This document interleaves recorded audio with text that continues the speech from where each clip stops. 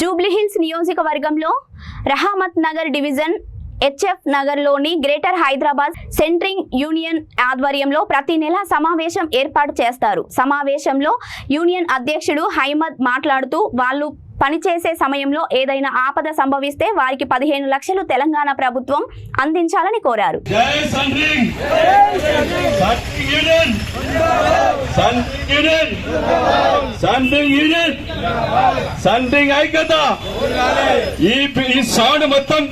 మంచిగా లీడర్ల దగ్గర పోవాలి, మంచి వీళ్ళకి మెడ నుంచి మన హక్కులు మనం మాట్లాడాలి. దీని గురించి చర్చ ఉంది.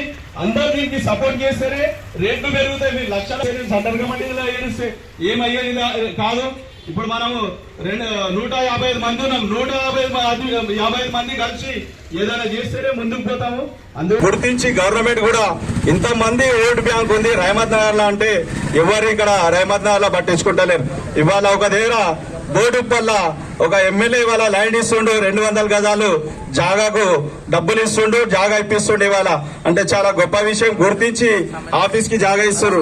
ఇంతమంది మేమంతా ఓటు బ్యాంకే మాది రహమత్ నగర్ డివిజన్ జూబ్లీస్ కాన్స్టిట్యూన్సీ లా ఇంతమంది ఉన్నప్పుడు కూడా మాకు గుర్తిస్తలేరు. ఎవరు గుర్తిస్తే ఎవరు మాకు పిలిస్తే మేము రాబోయే రోజుల్లో కూడా మీకే సపోర్ట్ చేస్తాం. మీ సపోర్ట్ లోనే మేము పనిచేస్తాం. Thank you.